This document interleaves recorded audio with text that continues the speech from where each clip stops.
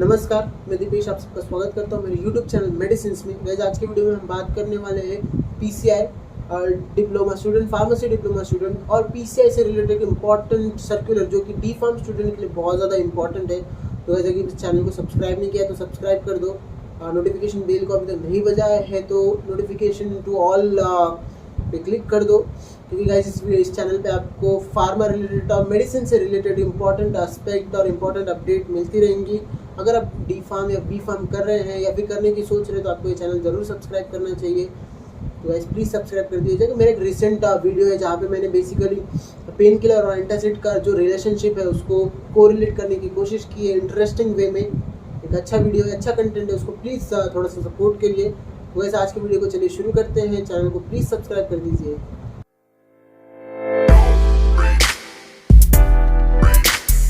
Pharmacy Council of India. It is a regulatory body for the pharmacy in India. There are about 850 colleges in India. एक दो और बढ़ गए होंगे पता नहीं।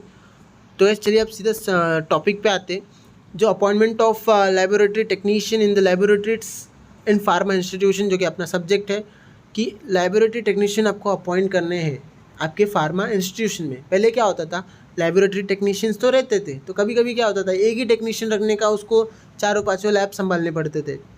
इससे क्या होता था, इंस्टीट्यूशन का बेनिफिट हो जाता था, लेकिन क्या बेनिफिट होता था कि ऑब्वियसली कम पैसे में काम हो जाता था। लेकिन अभी PCI ने क्या किया है कि आपके कॉलेज में जितने डिपार्टमेंट है, अगर आप डी फार्म कर रहे हो, बी फार्म कर रहे हो, एम फार्म कर रहे हो, तीनों अगर कर रहे हो तो हर डिपार्टमेंट वाइज आपको लेबोरेटरी टेक्नीशियन रखना अनिवार्य है।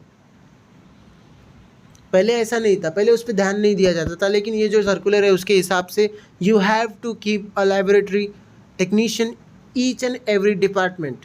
तो उसके बारे में थोड़ा सा ज़्यादा जानते हैं। जैसे कि आप देख रहे हैं, अगर कोई कॉलेज सिर्फ डी फार्म चला रहा है तो उसको एटलीस्ट 2 पोजीशन रखनी होंगी।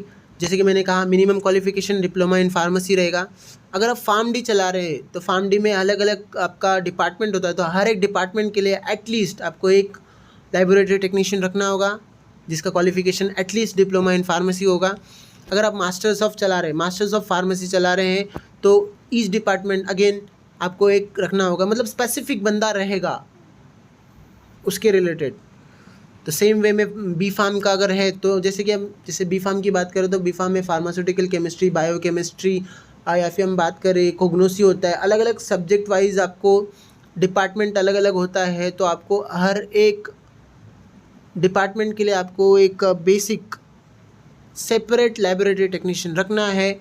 तो इससे क्या होगा कि बेसिकली जैसे आप देख रहे हैं कि 850 कॉलेजेस है, 850 कॉलेजेस में अगर नॉर्मल बात की जाए तो अबाउट 50% जो कॉलेज है उसमें बी फार्म, डी फार्म और एम फार्म तीनों चलते हैं। तो उसमें से हर साल नंबर ऑफ़ स्टूडेंट्स फार्मेसी की डिग्री लेके आ रहे हैं, लेकिन जॉब के जो अपॉर्चुनिटीज़ है वो नहीं थे इतने। मतलब कितना ऑप्शन है, एक तो आप मेडिकल कर सकते हैं या फिर आप इंस्टीट्यूशंस में पढ़ा सकते हैं, फिर इंडस्ट्रीज़ में जा सकते हैं, MR है। तो यहाँ पे एक और ऑप्शन आपके लिए यहाँ पे ओपन होता है कि आप as a D pharm students आप लेबोरेटरी टेक्नीशियन बन सकते हैं।